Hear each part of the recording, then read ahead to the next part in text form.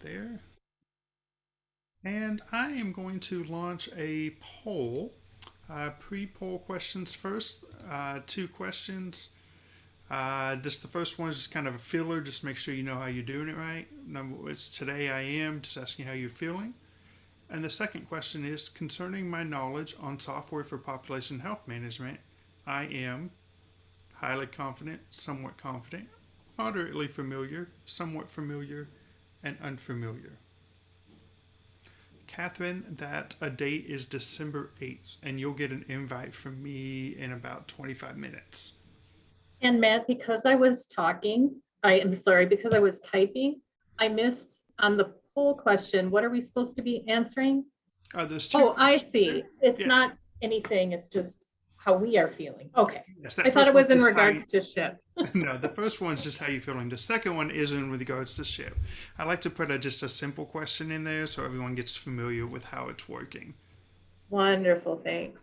Yeah, absolutely. Okay, let's see here.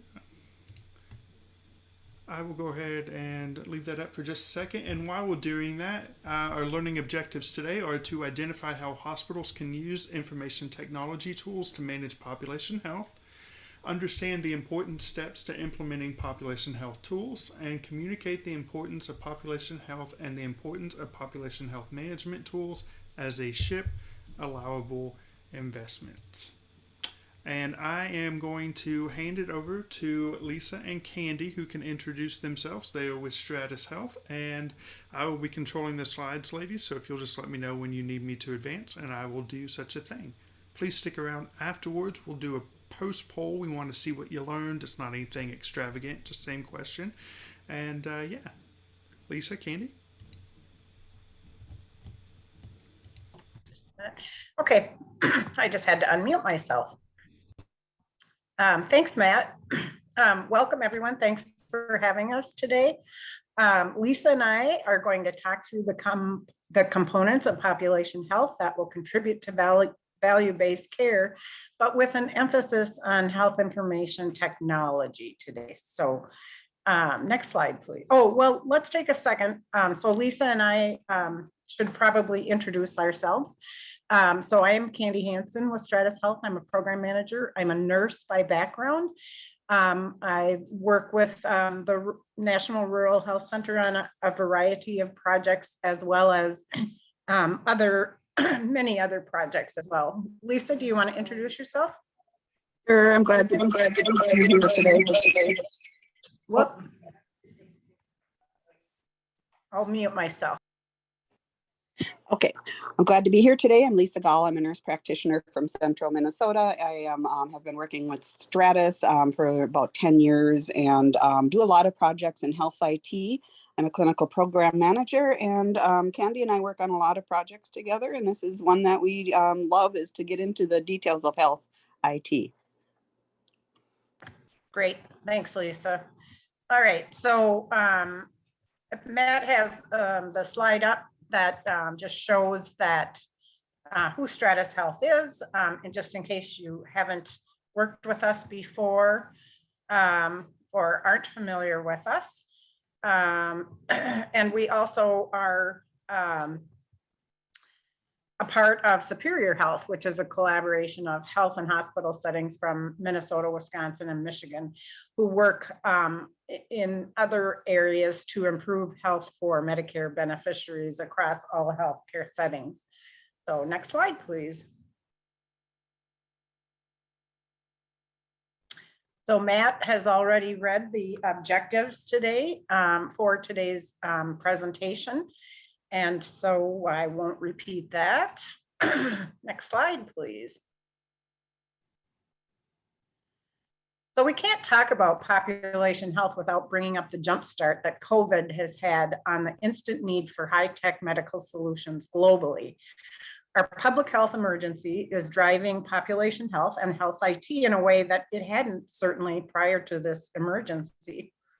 And population health management that includes improved health outcomes and decreasing health disparities, changes the way that we deliver telehealth as one of the tools for health delivery, including reimbursement, increased use of registries, and heightened awareness of the implications of immunizations in managing population health. Certainly, COVID has put an increase in the ongoing medical and social needs in the community as well. Next slide, please, Matt.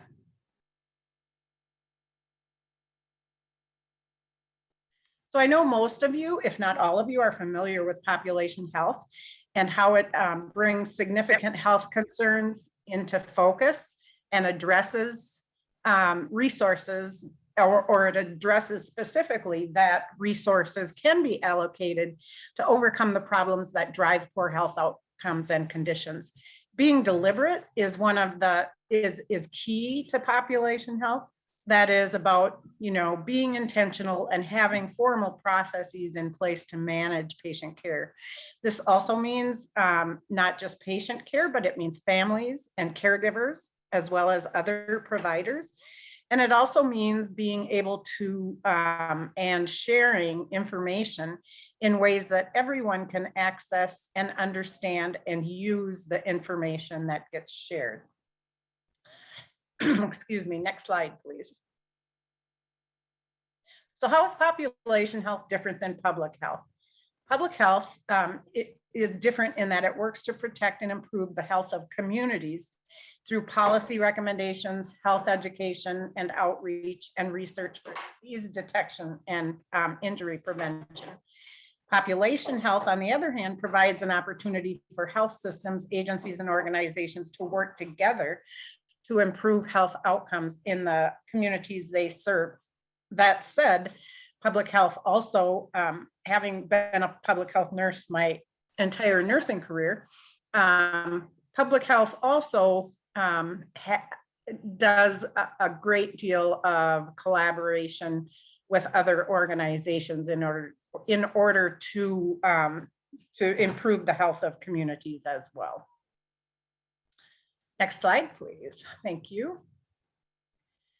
So what are some of the population health trends that have emerged, whose purpose is, of course, to reduce cost and improve outcomes? So EHRs, they continue to evolve. Technology continues to evolve to document and share diagnoses, vital signs, tests, treatment, registry populations, and other structured data that's necessary for advanced analytics, which is a component of population health. Patient registries are that same central database of public health information. So the registries might be used for patient monitoring, patient outreach, point of care reminders, care management, health risk stratification, care gap identification, and many, many other purposes. Health information exchange, which is the effective coordination of care across the health spectrum in an electronic way that is interoperable, ultimately will connect patients and the healthcare team across different settings and across different organizations. And health information exchange, when it's done right, allows for secure and confidential sharing of pertinent healthcare information, again, across settings. And patient portals, they are being more widely used and more popular, and they're used to engage patients in their health and wellness. And they also allow for patients to check the accuracy of their records, for example, your visit summaries and so on. We know that they're underused by clinicians right now, but there continues to be a push to use patient portals in a more advanced way. I know I certainly use my patient portal all the time, and I find it to be a super effective way to communicate with my health teams. Let's see, next slide. So a few more emerging trends. While telehealth and remote patient monitoring are not completely new, there have been advancements made as reimbursement for telehealth and how it is delivered has opened up a lot during the pandemic. due to the 1135 waiver. And remote patient monitoring has been around for a while, although reimbursement for remote patient monitoring across different settings is a challenge, continues to be a challenge. And that's unfortunate because there's very strong evidence that remote patient monitoring is an absolutely evidence-based way to reduce readmissions, especially for certain certain morbidities like heart failure, for example.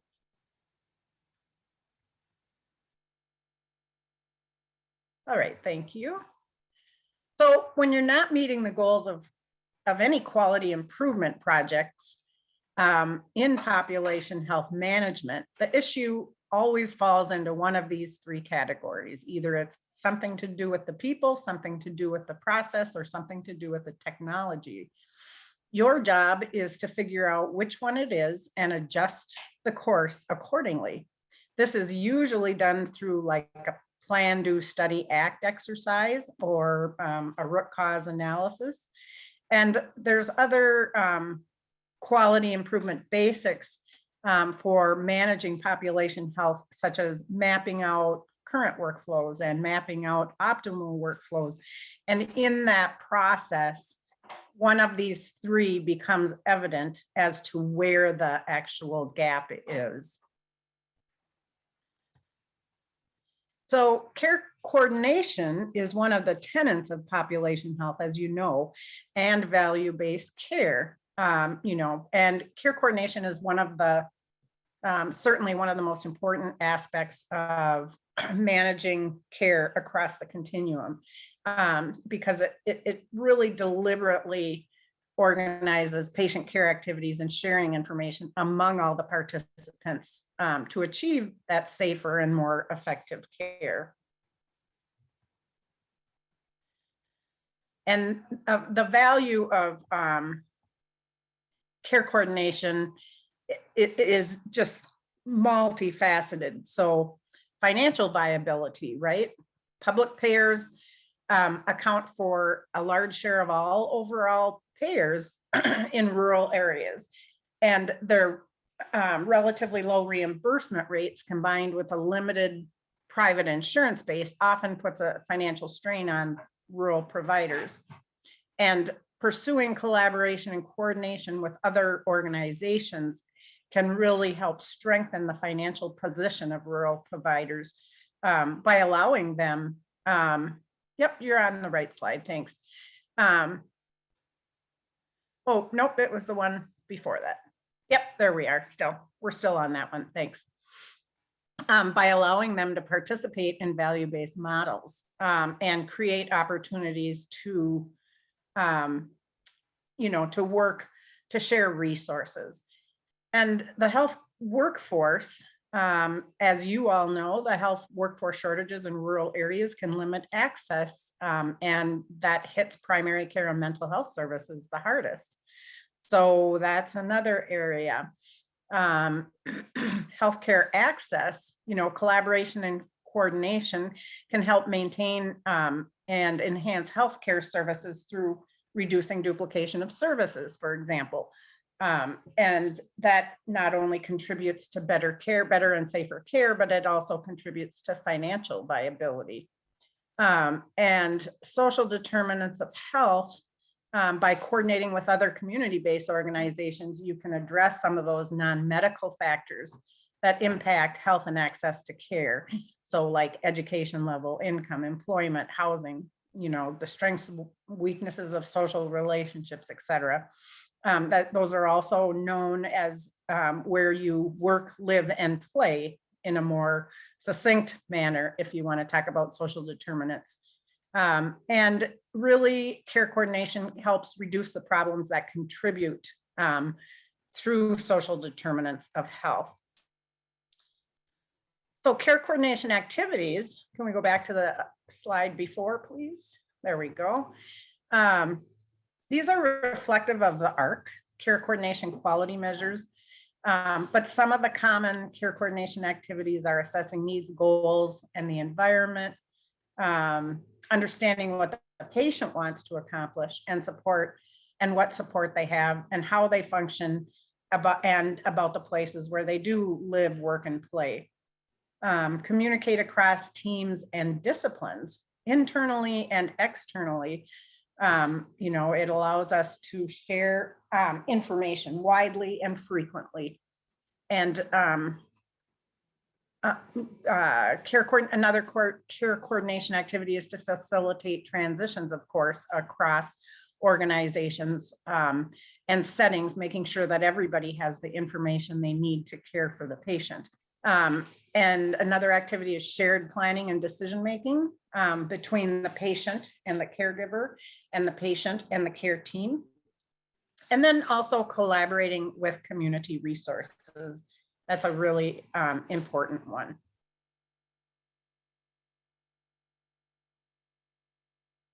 So care delivery models that support effective population health management are often uncharted territory for many healthcare systems.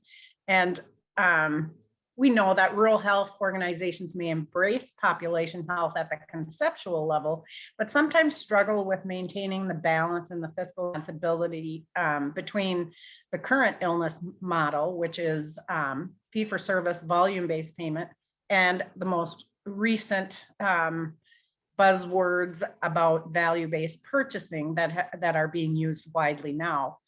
And I know that most of you are familiar with the National Rural Center Population Health Toolkit.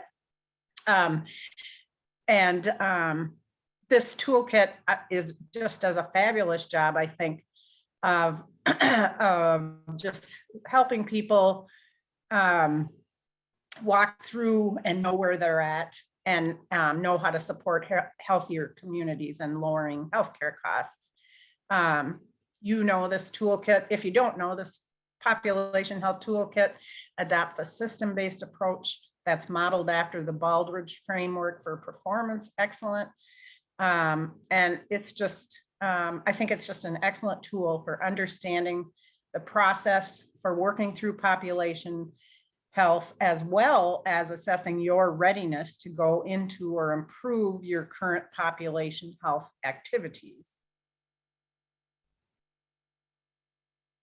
And the components of the toolkit,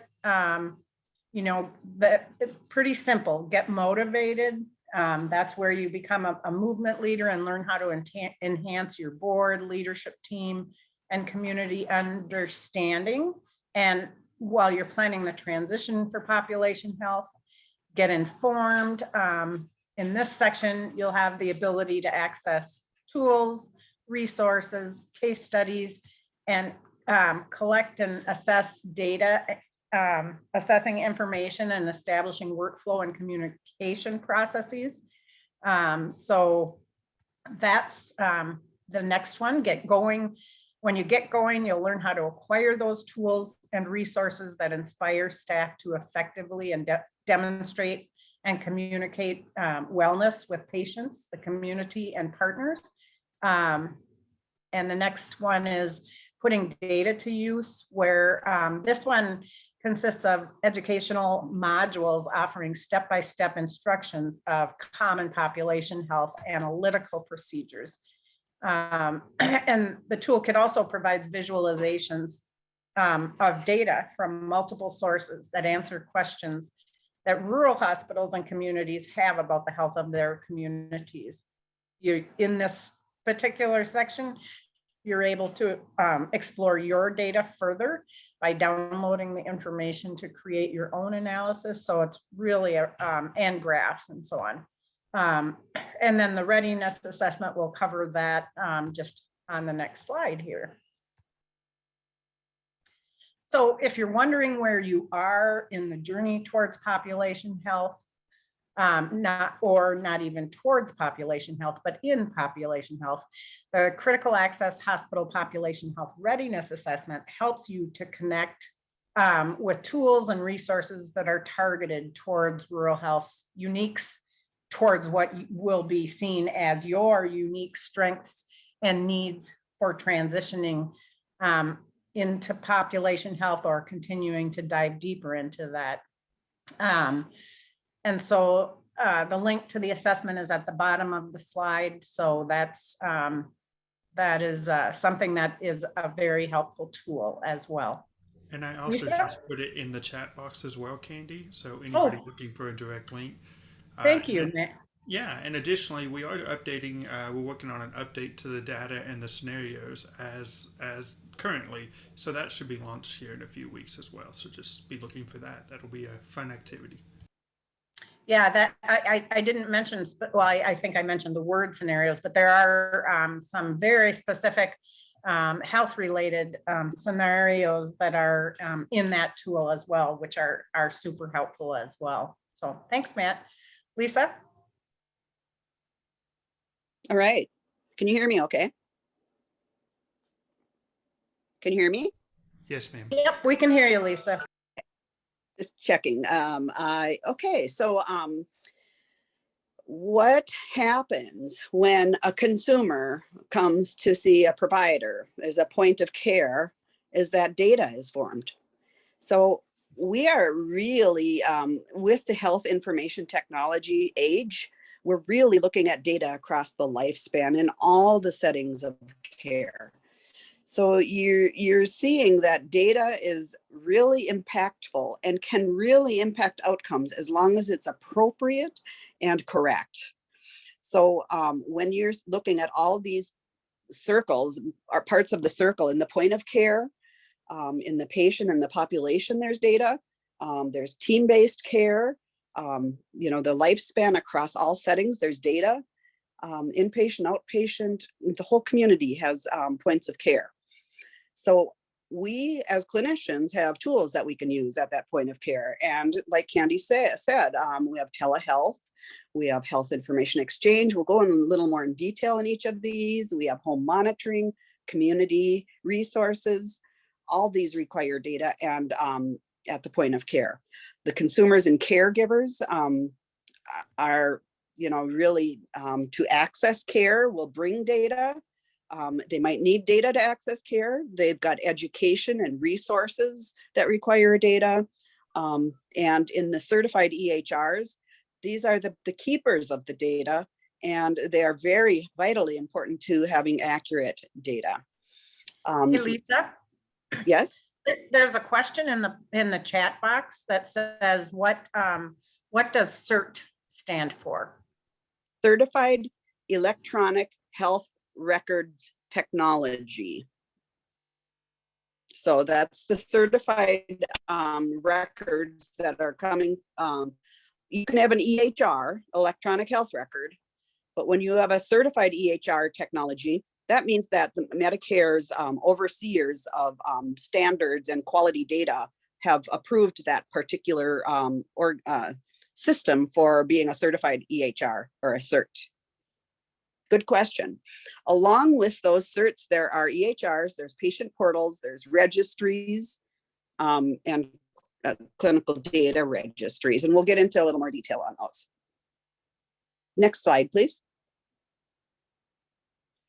So as we're looking at those, the IT is really a conduit to the value in care. Each setting is dependent on each other for the information and the exchange of information. The data, the health IT can significantly improve care coordination when it's used consistently, appropriately, and when the bilateral exchange occurs during health information exchange. Now, health information exchange does not just happen. It's a process to build within each healthcare system. And so you may have unilateral or one-sided exchange where you might be able to see information initially, and then eventually you maybe have bilateral exchange where you can both see and give information into a repository. That's what health information exchange is that having a repository to keep the data in an accurate form and up-to-date form so that you can get bilateral exchange to and from that hub. So this is the answer. What is CERT and why we use it? Electronic health records. I think I answered that one in the last slide. They can also be patient portals. Those are also can be certified. What happens if they're not certified? You can still use an uncertified system, but some payers really want you, especially Medicare, will require you to use a certified EHR technology because they are more capable of accurate data exchange. In your certified EHR technology, they also are required to help you report quality measures. You know, some are required and some are voluntary, and each EHR system has their own certified measures that they may be certified for to report on your behalf. So you want to know which patient population are you measuring, and are there all patients with a diagnosis of diabetes, for example. You might want to look at that, you know, and then you want to drive into details on ICD-10 codes on those diabetes patients if you want to do some quality improvement measures. Next slide, please. And Lisa, we probably should also mention about CERT that the most up-to-date certified version at this point that CMS acknowledges is 2015 CERT, right?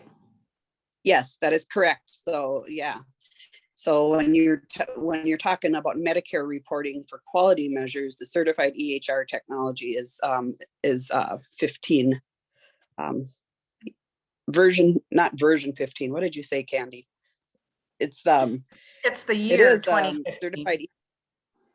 Yeah, it goes by year. I was thinking, what did they call it? They didn't really call it anything. Right. It's the year 2015 when last updated their certification requirements.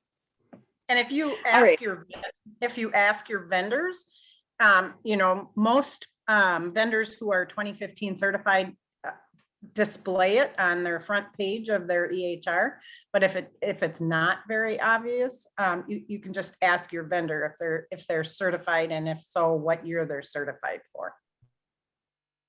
And there is a website that Medicare provides, a Chapel website, Certified Health. It's CHPL, I think, provider list, Certified Health Provider List. Yes. And you will want to know that so that you can find out what your EHR is certified for, if you have an EHR, what year they are certified for, and what quality measures they are certified for. I don't know if somebody is able to, Candy, are you able to put that into the chat at this time? And if not, we can put it in later. Yep, I will. I'll grab it and put it in. Yep, the current trends in health IT, you know, there are so many things that have really, especially, we've been trying to get these things in place for, you know, 20 years almost, it seems. I've been working on these things for 10 years, as well as Candy, almost as long, and, you know, and trying to get patient tools like portals and remote monitoring in place. Telehealth, there's a lot of settings and uses of telehealth. Also public health registries, MIPS registries, clinical quality data registries. There's also available admission, discharge, and transfer alerts when a person is admitted, discharged, or transferred. Their clinician can get alerts. And then we talked about health information exchange as well. But these are all methods of telehealth, certified technologies that are available in health IT. Next slide, please. So two of the examples of the referral sources are Aunt Bertha and NowPow. These are great resources. They are actually subscribable. They're a little different, and they both come at a cost. They are subscriptions, I believe. So they are dependent on the number of available resource organizations that become known to each of them. But, you know, I looked it up on each, you know, it is publicly available, and it was interesting to actually go to their websites and see what they have available. And, you know, they're very helpful tools to get resources locally. Next slide, please.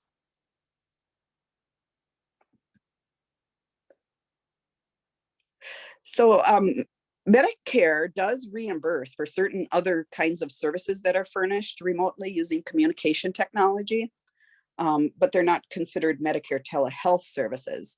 They fall under telecommunication services. So one of those is remote patient monitoring using digital technologies to collect medical and other forms of health data. And you electronically transmit that information securely for assessment and recommendations. So, and it can include any of these vital signs, all these things, EKGs. But if you want to learn more, there's a website about telehealth, very good policy, telehealth, and Medicare website on the bottom of this page. Next slide, please. Oops.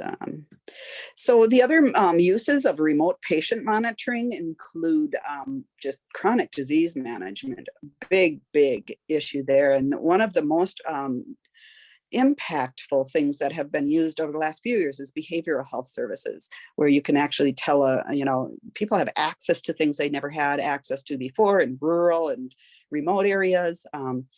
Even home-based dialysis and managing COVID cases in this most recent pandemic with the health monitoring at home. Next slide. Thank you. So other personal health and medical data collection, given, that is obtained in one area and transmitted electronically to a provider in another area is considered remote patient monitoring. And remote ICUs for those small hospitals who don't have intensivists on staff, they come in very handy to have these remote patient monitoring devices, and even chronic disease management. Lots of uses. Really, there are too many to list. Next slide, please. Only the mind is the limit, when you're talking about mobile health. There's just so much out there that, people, just thinking outside of the box to compile and distribute health information.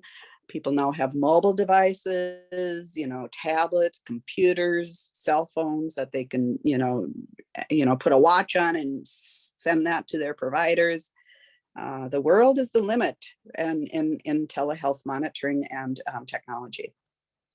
And of course, providers are using a lot of text messages these days, but then it gets into what is HIPAA and compliant with HIPAA. So you do need to have a HIPAA compliant, and that's part of the certified EHR technology, is having a HIPAA compliant transfer of information so that they are not accessible to others. And addiction services and prevention, really very impactful on, how we can get those services to people who are not otherwise able to get to them, is to have them available on Zoom calls or echo calls. And by the way, echo calls are a group collaborative type call that many clinicians get together to discuss certain case scenarios, joining a collaborative to honor HIPAA safety and privacy, data privacy. Very impactful to our clinicians who don't have access to specialty services and really want to learn on how to manage some of their patients. Also, mobile health uses in hospital discharge summaries done automatically, healthcare surveys, reminders, managing depression. The list goes on. Next slide. So there was a question in the chat, Lisa, about didn't Aunt Bertha change names? And they did as of October 1st. As of November 1st.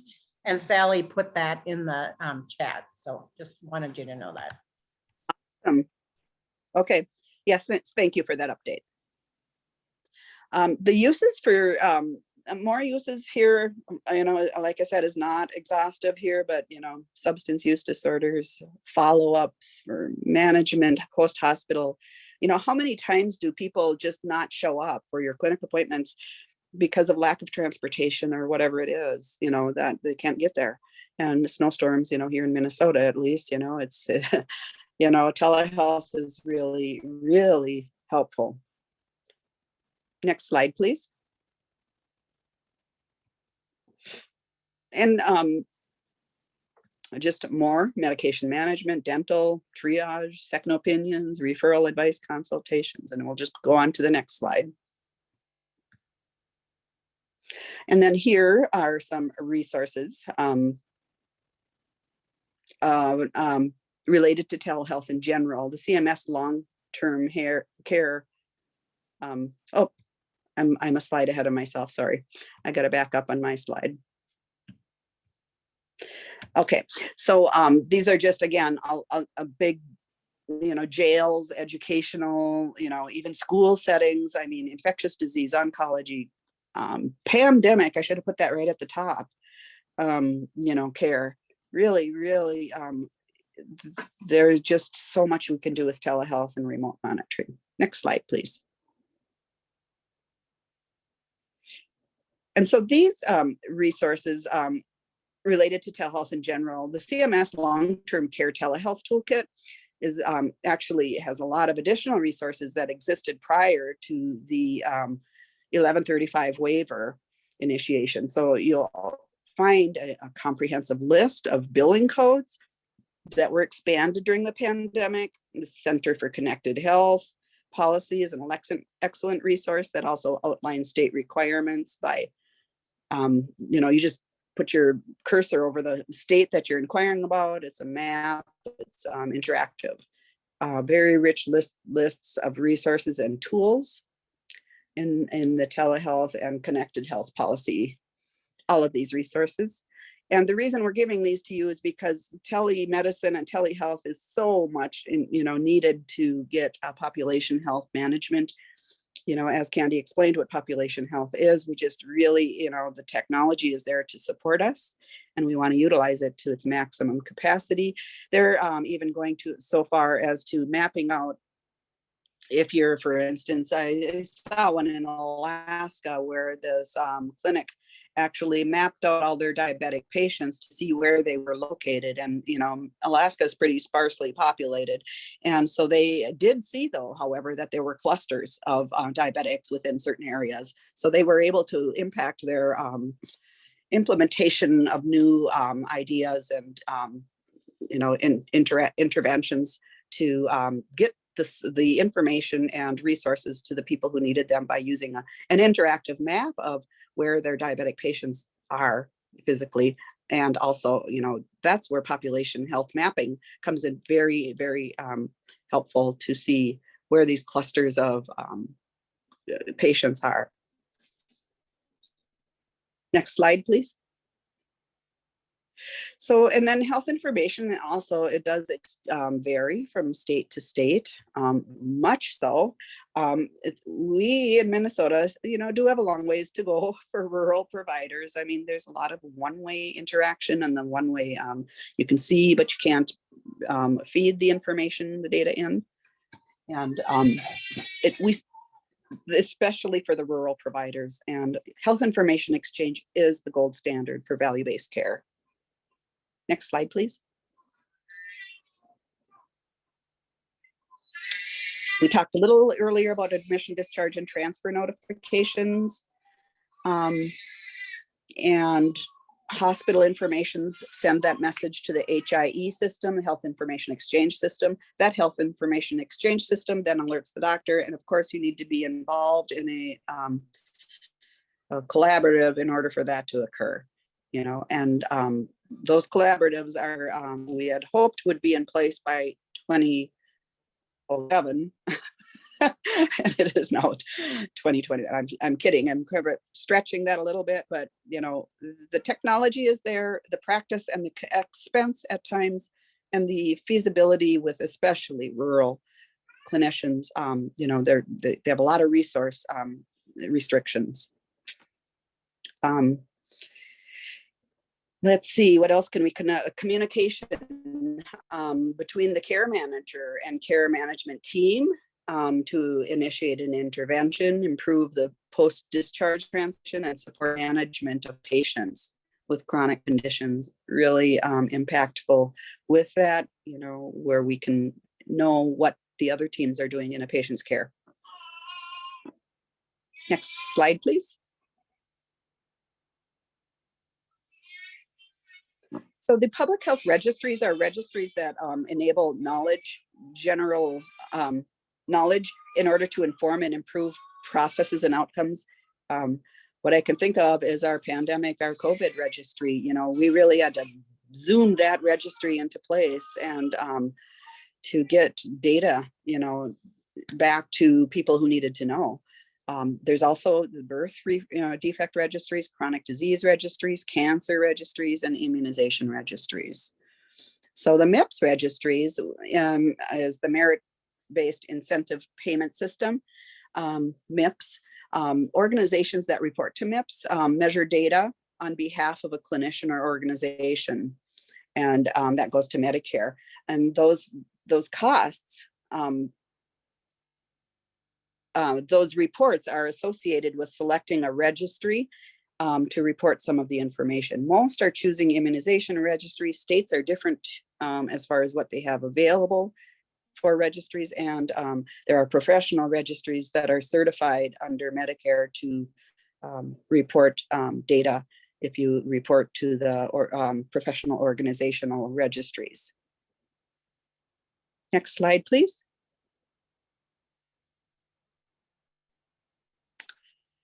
So a guide to selecting population health management technologies. This tool is just a massive tool. It's not the only one, but it'll take you step by step into selecting a technology for population health. Encourage you to visit that website. Next slide, please. Candy, I believe you kind of went through this, didn't you? Yeah, well, how this to is use just the guide. yeah, this is just a different, this is a different guide. This is the one we've contributed to, just updating it on the website. Oh, and so right. This is the National Rural Health Centers guide and the subsections of the guide. So forming a team, setting goals, planning for financing, developing requirements, comparing products, and selecting vendor negotiation contracts. So it just is giving you a little more detail about what the guide or what the tool guide will walk you through. Andy and Lisa, we have a question in the chat box about whether or not the things that are being shared, are those allowed, can the SHIP hospitals use SHIP funds on those funding on these things? Yes, and we're gonna, well, there's the SHIP allowable expenditures. And so I'm going to get into that in just a couple of slides here. And it's not a silly question. Yes.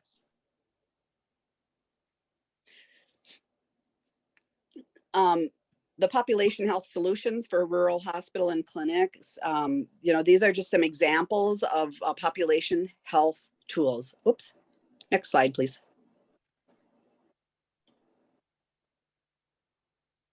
So these are just some examples. These are over the next two slides have examples of population health solutions for rural hospitals. we just basically went through, there was probably 60 or 70 population health tools on this website. And they listed the top population health tools. No order of preference other than what they were listed on the website. I believe it's alphabetically, but no, it's not. I think it was by most searchable.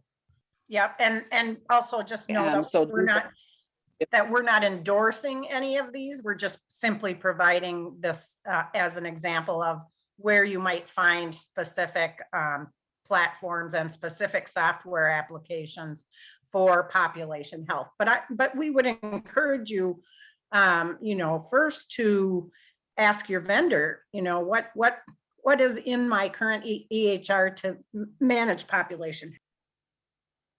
Right, because the further I dug into this, the more I saw that a lot of vendors have their own population health solutions. However, you want to find out if it's meeting your needs. And then number two, how much does it cost? And then number three, is it going to really do what you wanted it to do? Because you can interact, get a connection with another population health tool that maybe you like a little better. Next slide, please.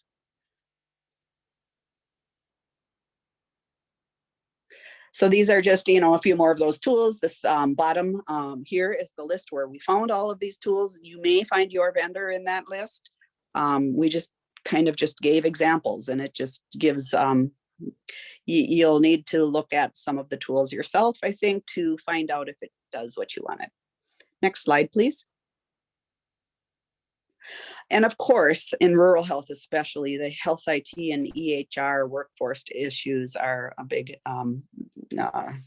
barrier for consultants and vendors to for rural health to understand those rural facilities' actual needs. I mean, the population resides in metro areas, so that's where the vendors have spent their resources as well. And then of course, rural, you have little limitations on training and funds and time. And if you're going to implement any of these resources, put it on as, training really is valuable to accurately train your staff and clinicians. And then, did you have something? Oh, yeah, I was just going to say, as with any leadership role, the HIT leadership role, that figuring out who's going to be your HIT leader or leaders, that's an important exercise, because you want to do succession planning, so thinking about how your HIT activities would continue if staff left due to retirement or other reasons. One of the suggestions we found was that staff might consider like some sort of ladder or stepping stone or whatever to prepare the next wave of HIT leaders.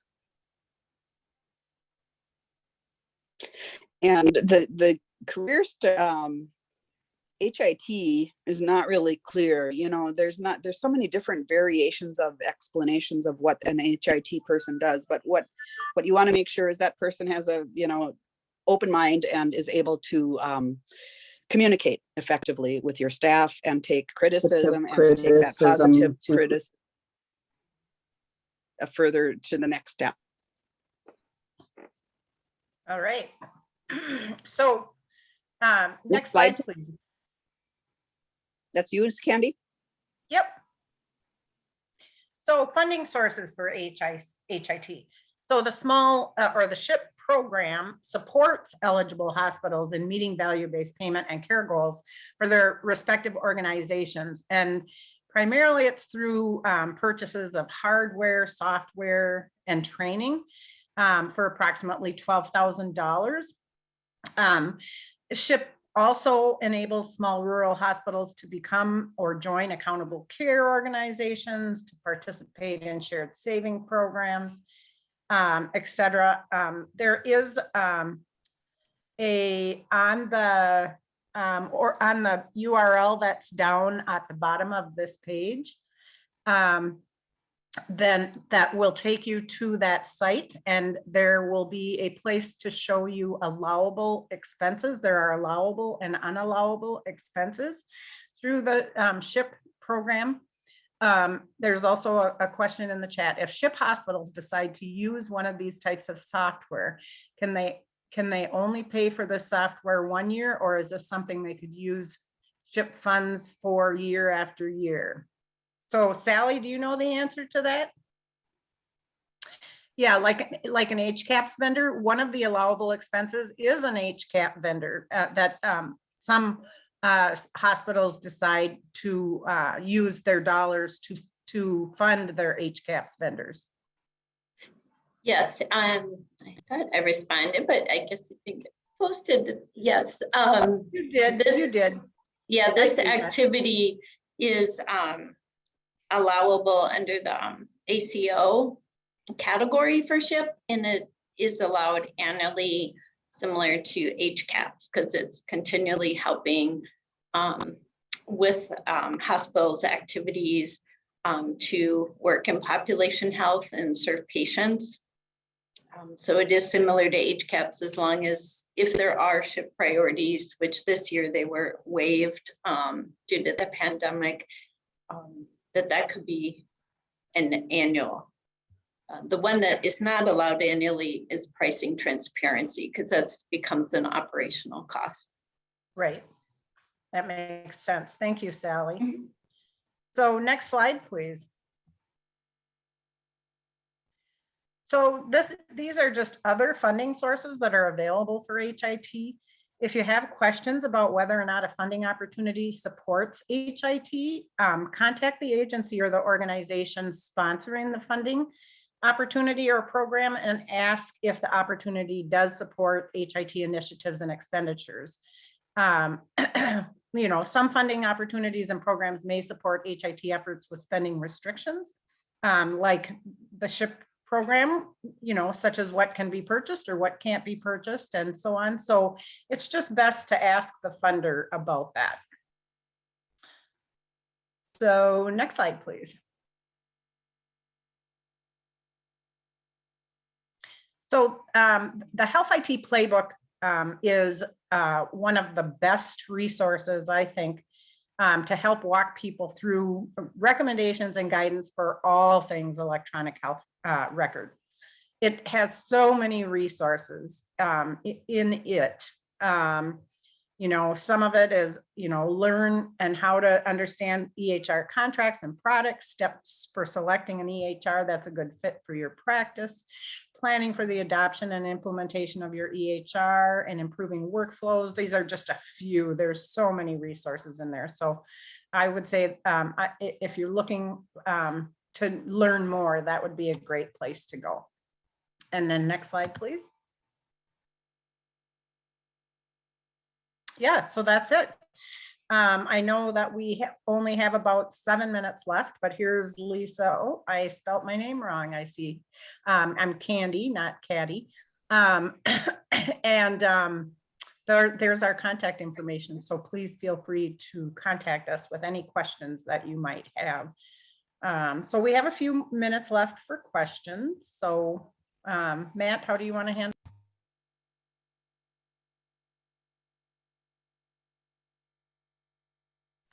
You're on mute, Matt. Right. Does anybody have any questions that they would like to ask out loud at this time? Or any questions in the chat box? I have a question. This is Stephanie from Idaho. Can you hear me? Yes, ma'am. Okay. Thank you so much for this presentation. I think it's really helpful to have sort of the foundational population health background. I think for me, it's challenging to try and really wrap my brain around what you can actually allow hospitals to spend funds on, because it really is, it's in some ways with SHIP, it's so vague. There's certain sort of, even just the categories themselves are sort of misleading, right? So are the components that you've built in here as far as some of the recommendations for HIT, and I think even you admitted it really just kind of runs the gamut. When we use the allowable investments tool, is it pretty straightforward as far as population health goes? And forgive me for not having tried it before asking the question, but when you go into the allowable investments tool and you click population health, are some of the examples that you provided in the last couple slides available as far as being able to help SHIP coordinators better understand what actually hospitals can spend money on?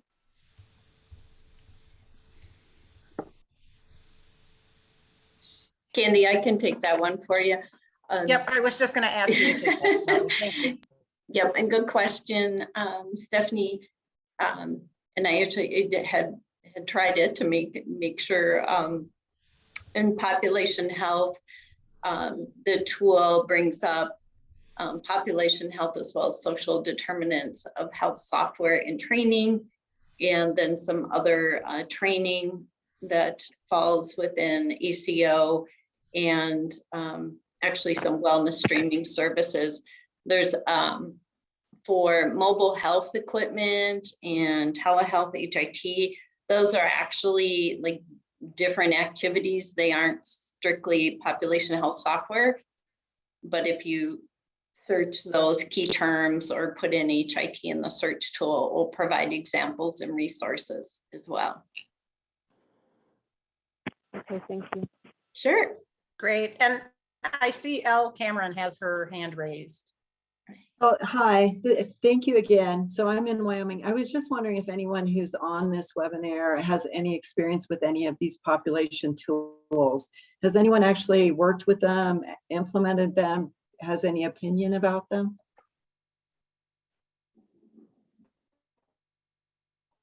I guess I'll open that up to the chat or for folks to unmute. Yeah, I would say, this is Candy, and I would say for sure the National Rural Center Toolkit for Population Health has some very specific examples of how this might be translated into population health. So that's a really great place to start. And Lisa, that did one, you have some? yeah. The toolkit, the population health toolkit from the center is actually a free resource, so they wouldn't even need SHIP funds for that. Yes, as well as the toolkit for on the Rural Health Center website, that the one that we showed after a while, the other guidance document from the National Rural Health on population health management, that's also got some excellent tips and resources in it for managing population health as well. And hospitals that are beginning to participate in ACOs are also utilizing population health tools. So the ACO coordinators, I think would be good folks to check in with within your state or hospital, as well as the QIO, the Quality Improvement Network or organization in those states may have a sense of tools that networks or consortiums or hospitals are using in your region or state. And Sally, how would you respond to the comment? And you wouldn't necessarily in have that- to use one that is in your state or region, because these are all available. You know, don't feel like you're limited to within your state, but I think that's a good resource for you to see what your state is allowing for funding. Yeah, and so Sally, how would you respond to the comment in the staff that said, I have no experience with SHIP hospitals using any of the tools that have been presented today for population health?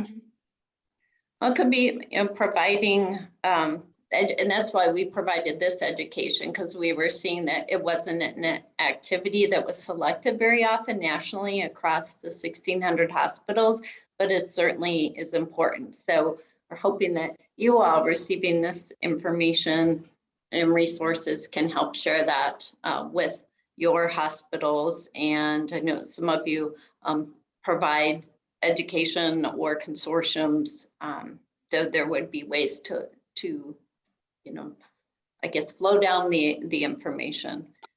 And I think if you and start small, and you know, I would always encourage you to start small and then just expand out. I know in other projects that Lisa and I have worked with, the small clinics or critical access hospitals that we've worked with on quality projects have used it as a platform to show a potential ACO person, for example, that they were already committed to doing quality, and they actually already did a successful quality improvement project. It's a great example, Sally. Great. Well, I know we're at the end of the hour here. So Matt, you have the closing poll to pull up? I do have the closing poll. If you guys wouldn't mind answering those few questions there, real simple. Just real quick for us so we can gauge what further information we need to be sending out. First question is the same one as earlier concerning my knowledge of software for population management. I am. And the second one is, this increase my awareness of software for population management. And that's a strongly agree or strongly disagree scale. And then the third question is, the topic was relevant to my SHIP needs now or in the future. And then the fourth one is a satisfaction question. Should be real simple, easy to use. We appreciate everyone taking the time to just click on those real quick. I will be sending out an email here in just a few minutes with the slides in a PDF format. I know there were a lot of links and things on that, so we will make sure that you have those. Also, about 30 minutes ago, an invite was sent to you for the NCC guidance webinar. That's usually our most attended webinar and most popular one because it just determines a lot of money. So make sure you put it on your calendar. There is another meeting that Jason Laguerre had put on there, but that is for hospitals. So if you have a conflict, that was because that was going to be a FORP and hospitals webinar that he sent out. So, all right, is everybody taking the opportunity to answer those polling questions? Thank you very much. We appreciate that. And Thank you, everyone. yeah, thank you, Candy and Lisa from Stratus Health. That was great information. Please let us know if there's anything we can help you with. And other than that, we will see you guys on December 8th, or if you have any questions, feel free to email us. Thanks, guys. Have a great day.